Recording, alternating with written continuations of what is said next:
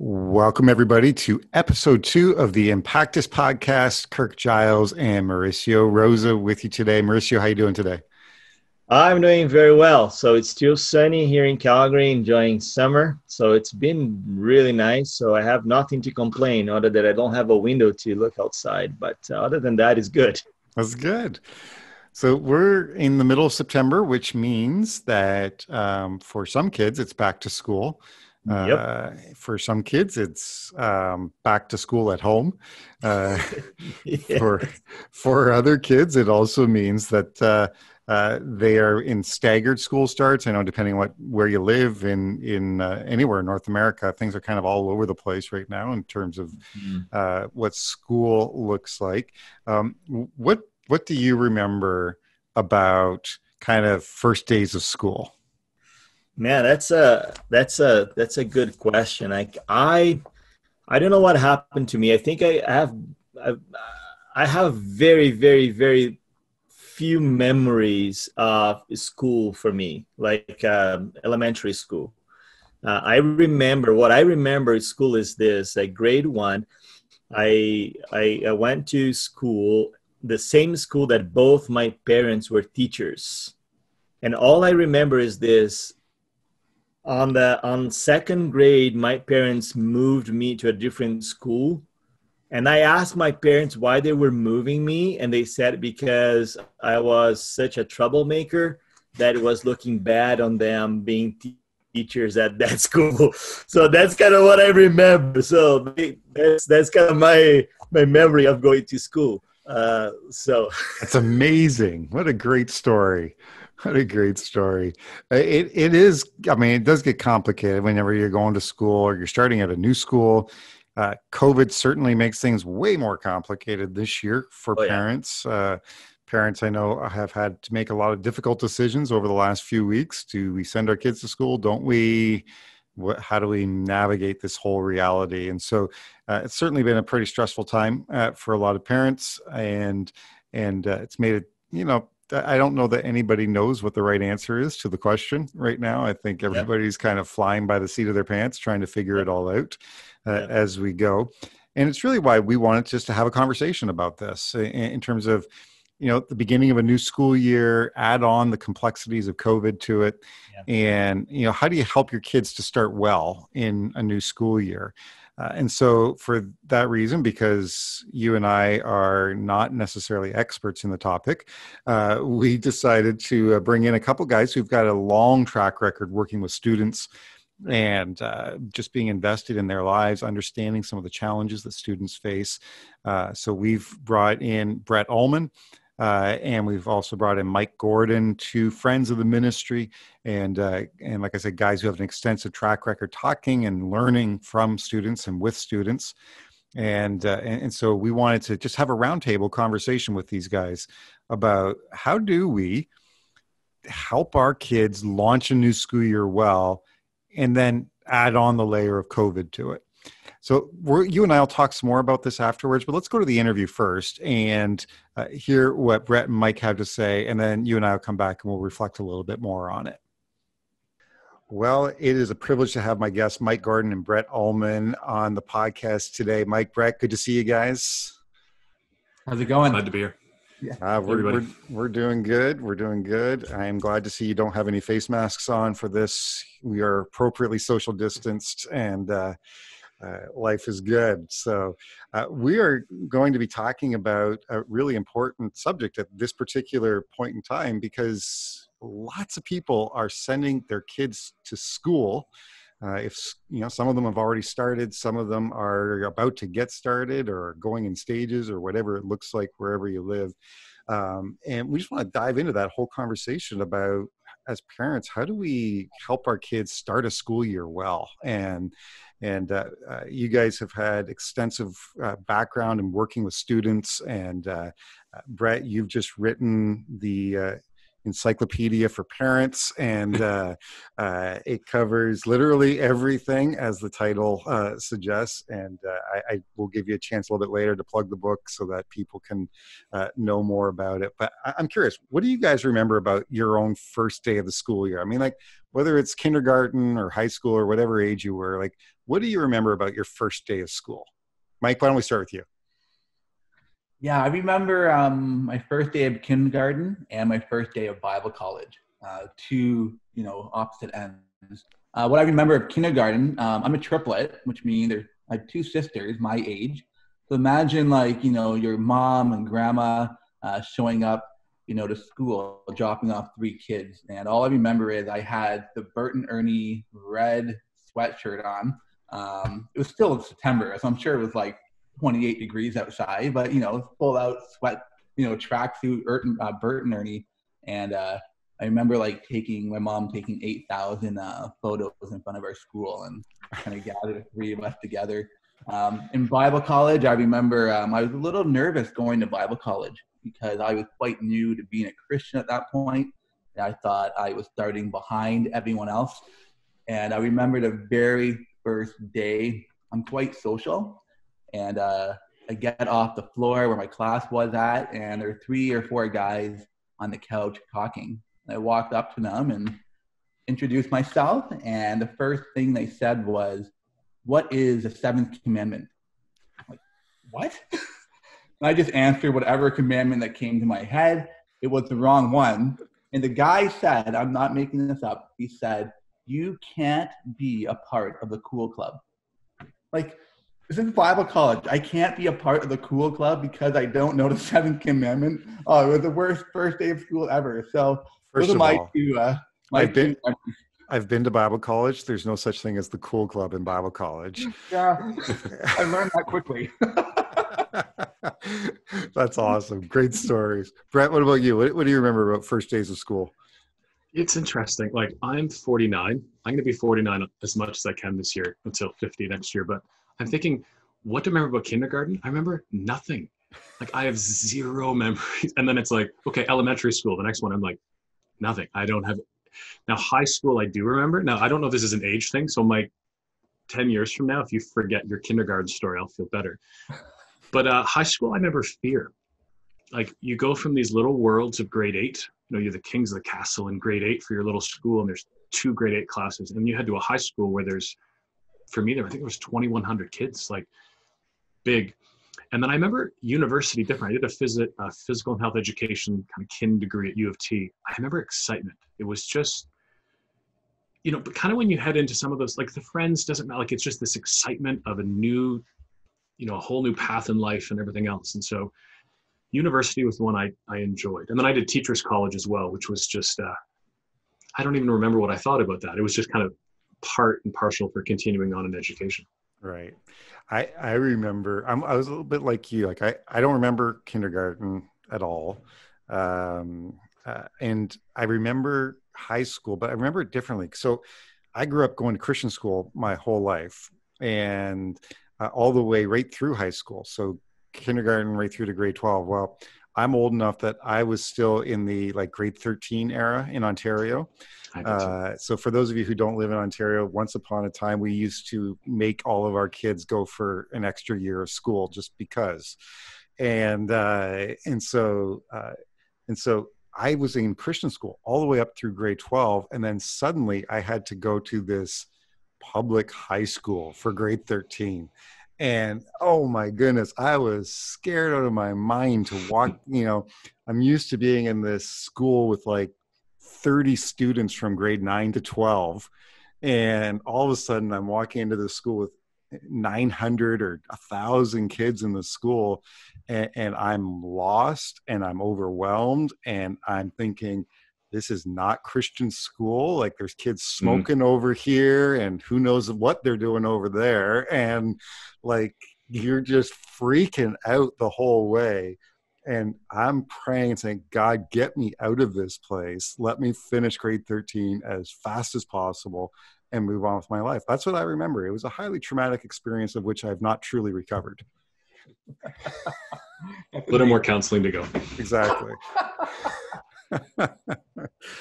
So, I mean, I think those are the realities, right? You're gonna have some traumatic experiences. You're gonna have some really great experiences. It's just life. You're growing up and you're having all these moments. When I think about a lot of parents as they're approaching this school year, most parents I know they're either relieved that school year's starting and the kids are going to get out of the house because they're sick of trying to keep the kids busy and out of their hair, or they're really anxious about the coming school year because of COVID and restrictions, and is my kid going to be wearing a face mask all day or not, and all the distancing rules and everything else. And we're going to talk later about COVID and how that impacts us as parents with our kids in the school year. But just in general, I'm curious from you guys, what are some general ways for parents to prepare themselves? We'll get to talking about preparing their kids, but as a parent, how do you prepare yourself for your kids' coming school year? Brett, why don't you start? This might sound really simplistic, but I would challenge any parent to just sit down and breathe for a few minutes. I'm seeing an incredible amount of anxiety, like to the verge of panic, whether, I'm in just sitting on a deck with someone these days or looking on social media, seeing people's comments, like, are you sending your kid? I don't know. It's just boom, boom, boom, boom, boom. We just need to breathe for a minute. And then I think with that needs to come some just being gracious to each other. I saw a meme online and it just said, if you choose to send your kid back to school, congratulations, good on you, you made a decision. If you choose to have your kid do the hybrid learning where they're kind of at home but learning, good on you. And if you choose to actually homeschool your kid, good on you. But it's just this thing of graciousness and just, I have a grade 12 and I got a university kid, just graciousness to all the different decisions, but just breathing, because this is going to be a year of, we use the word pivoting all the time, but flexibility. Even today, I think BC just pushed their beginning for their school date. I don't know if it was a week or 2 weeks, but we don't know how the fall's going to go. Yeah. And so graciousness to each other, graciousness to our teachers. My sister's a kindergarten teacher. My brother-in-law's a principal, just grace and mercy to all kind of as we head into this fall. Yeah, that's a good word. Mike, what do you think? I would tell every parent to go out and buy Brett's book on parenting. And that's exactly how they get ready for the school year. But in seriousness, though, I think parents, we're in a day and age where it's easy to educate ourselves, and sometimes getting familiar with what's happening and what to expect, or even by reading a book, listening to podcasts, or even on social media, you can reach out to other parents pretty easily, or join a Facebook group or whatever, and just get your head around, what other people are talking about, what other people are thinking. And I know there's another side of that where that can cause more anxiety when you have, 50 different parents, freaking out about 50 different things. But I tell every parent, just educate yourself, find the research, the information, ask questions, and I think the better they have a, handle on that stuff, there's less maybe uncertainty. Now, obviously, here we are, we have no idea what the fall really looked like.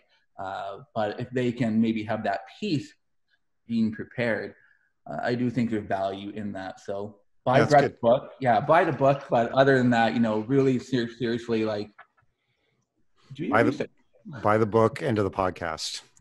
We're done. Mike, I know that you've interacted with a lot of students in your ministry work, and I know that as you interact with students, you hear students talk about different issues and whatnot. What do you think are some key things that parents need to be aware of when it comes to just helping to launch their kids well in a new school year? I heard a quote a couple of years ago, and the quote said, anyone who's over 25 has no idea what it's like to be a high school student or a teenager, and or maybe just a student in itself. And I think for parents, I'm not a parent, so I assume they have this idea high school is the same today as it was when they were in high school or junior high or maybe even elementary school. I love parents, but I think they need to understand it's much different. The anxiety that Brett kind of touched on, it's a real thing for students as well. And some of the stuff that they're anxious about or fearful of or worry about, to us might seem irrational. We might not even understand it, and but that doesn't mean it's irrational to them. So one thing that could help a parent need to be aware of is it's a whole different culture, what they're doing, the way they interact with people in school. Their social status is probably more important, you know, when you hit a certain age than your actual grades. And those are some things I think we should be aware of a little bit. And the other challenge is, you know, we're working with two demographics in some aspects. We got the people who are about 10 years old to about 18, who are like the post-millennials. Now, post-millennials keep going beyond that stage, but if you're a parent, you know, grade 6, junior high, high school, and they kind of think a certain way, and then you have the 10 and under who are like the alpha generation, and you might be a parent with kids in both different, generations, and that also would shape how they see things and how they perceive things and how they go about their day-to-day. So I think one of the big keys that they should be aware of is, again, like I said, it's the times are different, and we may not understand it, but I don't think we should write off, you know, some of the things these kids are, you know, concerned about or worried about or fearful of, you know, when they think about starting, you know, school and going back to school this fall. Yeah, no, that's good. Brett, anything you would add to that? I have a talk called Parenting Navigating Everything. And in it, I talk a lot about, like, today kids don't even get licenses a lot. Now, there's many reasons for that, over parenting, but one of them is the fear of the parent becomes the fear of the child. So if all you do as a parent is you say, like, I'm in London, Toronto, Barrie, and there's lots of cars, and you know it's really scary driving, your kid will become 15 and say, oh, I don't want my license, it's really scary. It's the same with how we speak right now, especially as we head back into school. Like, there's enough with what Mike just said. There's enough angst and frustration heading back to school. Adding to this COVID, if all you do at home is talk about there's going to be a second wave and thousands of deaths, how on earth do you think your kid's going to feel as they head back to school and someone sneezes with a cold or the regular common flu that goes around? Mm-hmm. And so I think if we as adults, and I would encourage us not to spend every waking day being half, like, glass half empty, half full. Don't just sit around all day and talk about COVID, but don't do it in front of your kids, and turn off the news. And just, it's not every day looking at COVID stats and death statistics. Like, we're going to create very fearful kids heading back into school. I also say listen to our kids' feelings, because, whether it's just regular friendships and changes, like friend groups all shift and absorb each other and these weird things in high school, whether it's just the struggles of heading into grade 9, 12, or whatever, for high school, kind of where I'm at, and then looking at younger kids, or for me, I have a daughter heading to university, listen to their struggles. How are you feeling about this, right? And it's acknowledging their feelings. Don't just kind of quickly head to the solution. I think too, we need to celebrate the things that are happening as opposed to the things that are not. So my grade 12 daughter Zoe's heading to Western out near Mike's house this year, and she's lost her prom. I know that there's probably a grad, but it's not the same. And she's lost, like, she left at March break and has never seen that friend group again. But Western actually has res, and so it's like, good, you have res, so go. Like, anything that's positive, we talk about as positive. My son's heading into grade 12. He plays volleyball on the school team. It's not going to happen. They don't know about sports. There's no CAF anymore, which is where kids hang out. But hey, you're going to school halftime. I'm really glad you get a chance to see your friends halftime. It's changing our language to celebrate the things that are there, as opposed to just perpetuating this everything's bad conversation. So hold on to those good things.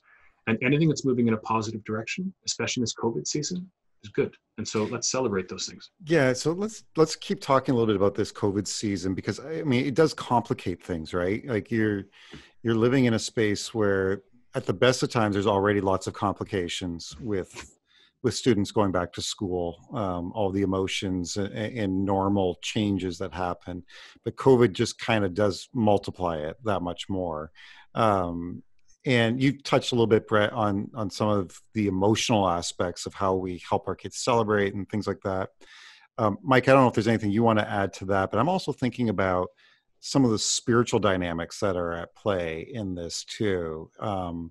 even though fear is an emotion, there's also a spiritual element to fear as well. If we as parents multiply fear in our kids, what are we doing to them emotionally? What are we doing to them spiritually? What's their view of God and who God is in moments like this as a parent? And one of my great concerns right now is, for months now, most churches have not had much in the way of children's or youth ministry. And, most statistics will say that most parents, most Christian parents, kind of leave it to the church to do the spiritual raising of their kids. And so now all of a sudden you've got this lengthy time period where, how have your kids engaged spiritually, and how have they been seeing Jesus in their life during this season? And if nobody's talking to them about Jesus, what does that mean for their spiritual health and well-being during this kind of a season? That's a big concern for me right now as I'm thinking about kids and spiritual well-being. But Mike, what about you? What do you think about, how does COVID impact emotional, spiritual well-being of kids? How do we help them out in this phase right now? Yeah, from the conversations I have had, many churches obviously, they're kind of forced not to have youth group and youth ministry events and whatnot, and in a weird way you get used to it. And I know some of the kids are kind of used to not going to church or used to not having youth group. The problem is, for a lot of these Christian kids, I would say their youth group is their main group of friends, and they might be closer to them than they might be with their high school friends, they go to school with, or junior high and whatnot. My challenge and my fear is the challenge could be when they go back to school. I think a lot of them are struggling with loneliness. And if you're not, having those needs met by your church and your spiritual needs met by, walking with people your age, and then you go to school, and I haven't heard too many churches starting youth ministry up for September. So now their main core group of people they might be hanging out with will be their students and classmates who might not be doing life the Jesus way. And I go back to the idea of loneliness. I think a young person will rather feel a sense of belonging and community and relationship with someone rather than nobody.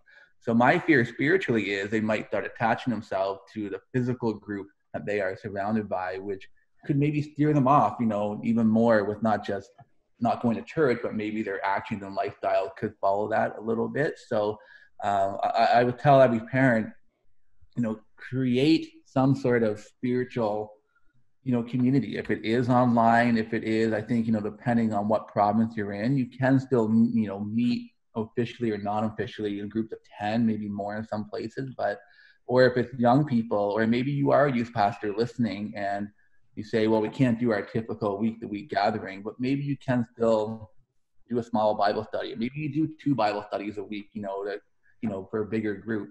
But I think we have to be very focused on the community aspect and relational aspect with, believers, as a church. Because I'm a little worried moving forward that their spiritual life might, be impacted by what we've encountered over the last few months, disconnecting, but also who we might associate ourselves with and who we might be doing life with by default, this fall in school, when school starts. Yeah, that's good. Brett, anything you'd add to that? Oh, such a big conversation there. It is. I'm concerned that we, for many youth groups, shut down youth groups for the summer.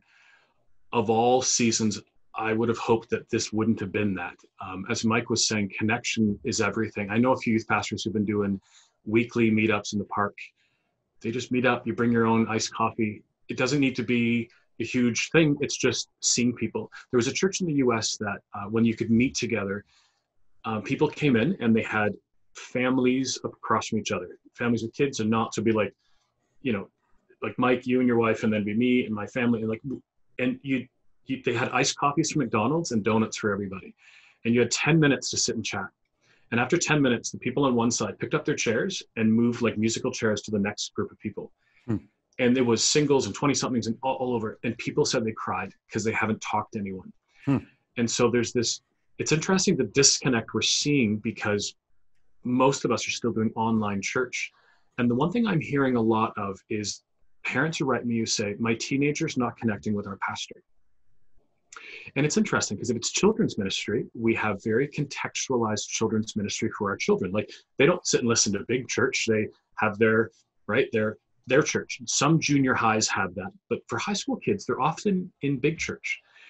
And a grade 9 and me who's 49 are different.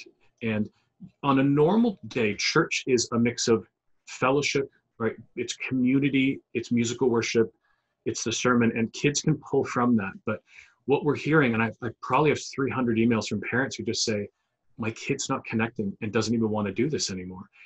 And so I've been just saying to parents, it's okay for you and your wife or your husband or whoever to podcast your church's sermon, but you need to pivot and try to find a way to connect with your kids. And so I know many families, we're kind of doing this a bit. We're trying to give our kids some different voices to listen to. So you try a few people. My kids have really loved a guy named Tim Barnett.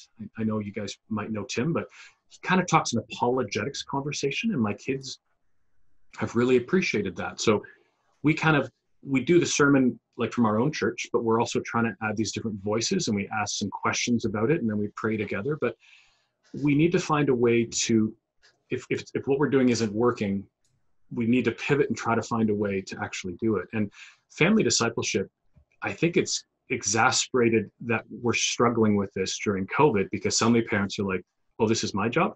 It's like, it's always been your job. Like, but they don't know what to do. And so I'm a big fan of family meetings, and I have a YouTube video on this, but it's like, meet as a family. We always do it at the end of August. We have it like literally I learned this from the Aero Leadership program I did. And they literally, like, you have a whole AGM, annual general meeting, and you walk through as a family, everything practical, but even like, we're going to be a Christian family. Well, what does that mean? And how are we going to do that this year together? And, how are you doing with the sermons? What can we add to that to help you? And I'm hoping as we hit the fall, a lot of youth groups again begin, if they're not meeting, they could still do online sermons. Yeah. And it's not that your kid has to learn Sunday morning from 10 to 11. If your kid's getting a sermon Thursday night from 10 to 11, whatever, 9 to 10, that's okay. And so some of this is just shifting of, how can we make sure our kids are still connecting?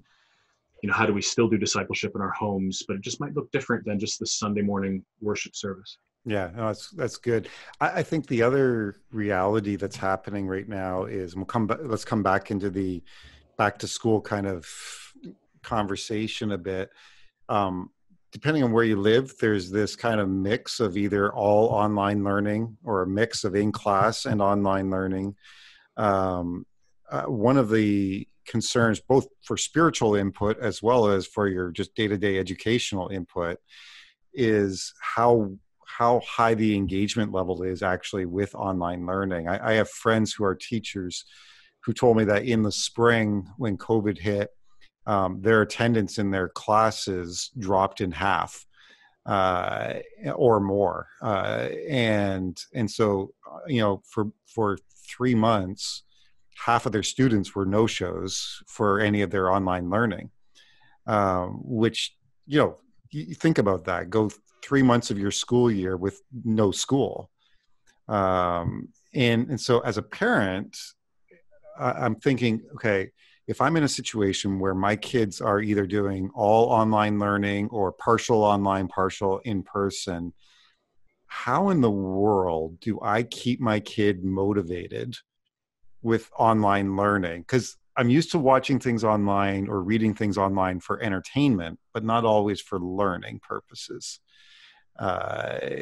Sitting in math class online is very different than watching my favorite singer on YouTube. So like, what advice would you give to parents about how they can keep their kids motivated with online learning? Yeah, I'll jump. Go. Sorry. Now my advice might be a little naive because I don't have my own children. But I do look at these generations, and especially on the junior high school age, with post millennials, one characteristic with them is they're much more independent than someone like me as a millennial. So independent, they like to make their own decisions, and they like to, at least believe they're making their own decisions. my understanding, depending on what province you are in, there is an option. You can do school, in person, or you can do it online. I think if you are a parent, you can talk to your child about, what options you want. And if a child does choose online learning, if they can believe that with their independent decision, if you can somehow maybe come to that conclusion with them, maybe that can motivate them a little bit, saying this is what you choose, and basically the domino effect from here is on your shoulders. Now we walk with them and we can encourage them, but it's something about them feeling like, hey, I made this decision myself, rather than my mom told me I can't go to school, I have to do online class. I think, there could be some extra motivation there, but obviously every kid is different. And again, we go back to, March, where same thing with youth groups, thing kind of started, pretty high, everyone attended, and then it dropped off pretty quickly. So that would be my advice. But again, at the flip side, I'm not 100% sure. So this is where maybe Brett can maybe add more to that. Well, having a background in education, like I like these conversations. The one thing I will say, Kirk, when you said that when they went online in March, a lot of kids dropped off. There was one bit of language that went out that changed everything, especially for high school kids, which was your marks can't go down. That's right. You can't say that. Like, so people just said, well, I have an 80, I have a 70. That's good enough. I'm done. And so that's not how this year will be coming. I will say it's different too from younger. Like I had a grade 11 and grade 12 during the beginning of this pandemic. Very different world than if I had a grade 3 and a grade 5. Like high school kids are independent and you might need to encourage them, but it's different. I think what we need to do is to look at how you learn. It's no different than like us working at a computer. We'll finish this podcast, we'll go back to work. So when I work, I turn off all notifications. I take my phone, I turn it off, and I make sure there's no notifications, like there's nothing. I then work for 45 minutes. And some people say half an hour, I'm about 45 minutes. Now I might go a bit longer, I might not, but I write, I build a talk, I do whatever I need to do. And when I'm done, I can either go through my notifications and look at things, or I go get a glass of water, or I walk around the house.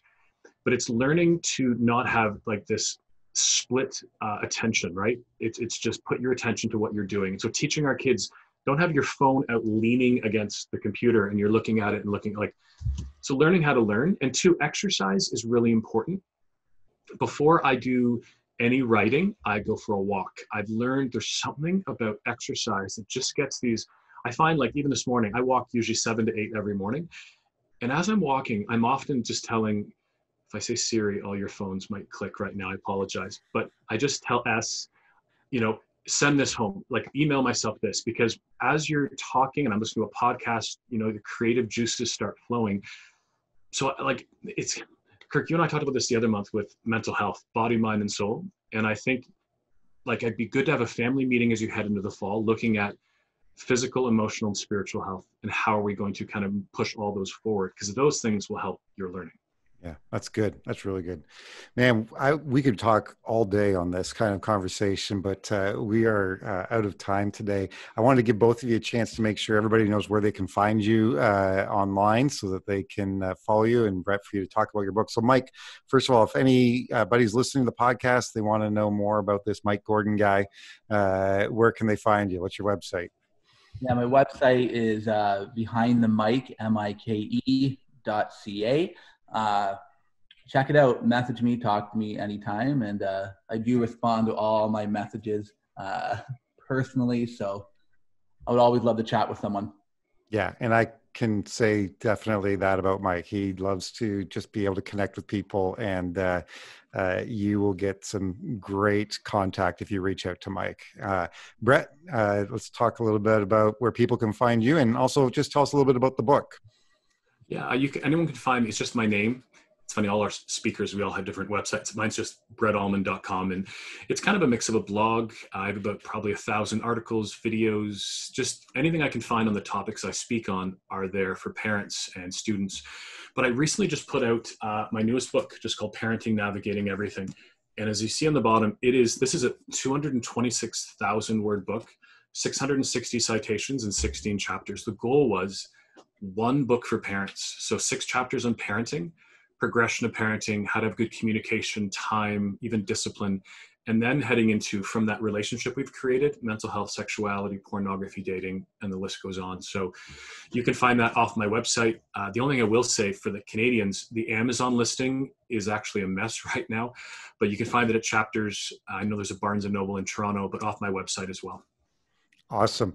And I also want to encourage people to connect with Brett and his ministry work and all that he's doing. If you have not had him into your church, to a youth group or to anything like that, to do some talks for parents or for the students in your church, make sure you set that up. I know that it would be a great blessing. He's spoken at our church before, and it's been awesome and a great blessing to the people there. So thanks, guys. Appreciate you both. And thank you for your amazing, insightful. I'm going to say that you're wise men. Your kids and your wife might not say that, Mike, but you guys are wise men, and I appreciate you both. Thanks for being on the podcast with us. Thank you. Thanks. Well, Kirk, I really appreciate this conversation with Mike and Brett. What I think a couple of things that really strike me on this conversation is this. First, it is a conversation, and I think people, what they need is to just talk about it. I don't think everyone needs to approach this as an expert, and sometimes a lot of the polarization that I see on those issues, because sometimes we try to approach this as an expert on things. But sometimes if we just, I really appreciate Brett's advice to just pause and breathe. I think that's one of the best advices, that you can have is like in any situation, especially in this, and just to pause and breathe. I really appreciate that.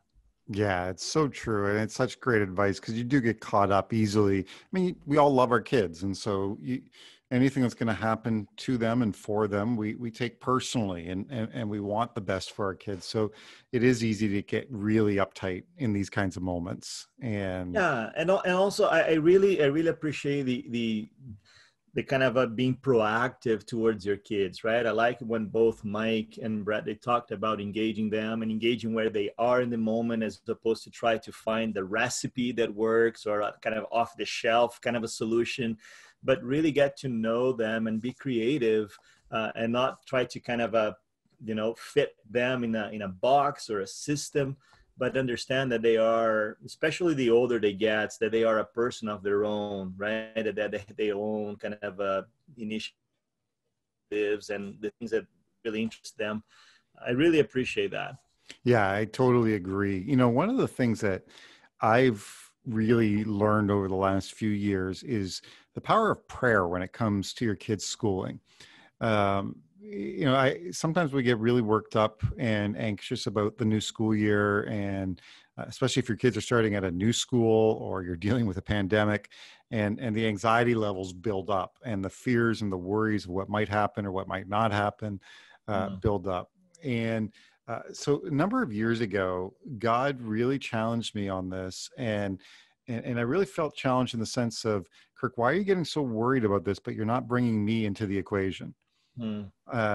And so God challenged me to do something really practical and tangible that I probably would have never done before without God putting this idea in my mind. So just before the school year begins every year, I will drive to my kids' school. And so I have older kids too. So some of my kids have been in college and so it's not just their local elementary school, but high school or college. I'll go to their school, and I will actually walk all around their school and pray over their school. I'll pray for my kids. I'll pray for the friends that they're going to make at school that year. I'll pray for their teachers. I'll pray for the principal of the school. Or if they're in college, I'll just pray for the leadership of the whole college. So when my kids are in college, I will literally go and wander around the hallways of the college because the doors are all open and because students are starting to arrive to live on campus and all that stuff. So I just look like an old dude who's a student there. And I walk the hallways of the college. I figure out which part of the facilities my kids are going to be having their classes located in. And I'll walk up and down the hallways and just pray over that space. And I've found that several things have happened since I've started doing that. First of all, God's given me peace about my kids in their school year. Second, I've watched God surround my kids with great friends. I have seen how God has helped to protect my kids from other influences in the life of their school. I've seen how God has used my kids to bring life to other people there. And these are things that they didn't fully exist the same way before I started praying. It was after I started praying, I started to experience that. And Well, so, how long have you been doing that, Kirk?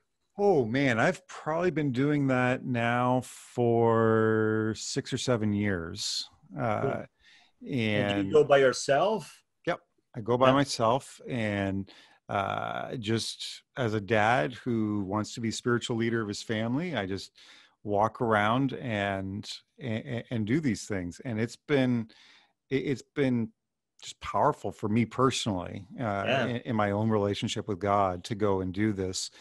Now, I'm not praying out loud. Like, I'm not going to look like the nutcase that's walking down the hallways talking to himself out loud.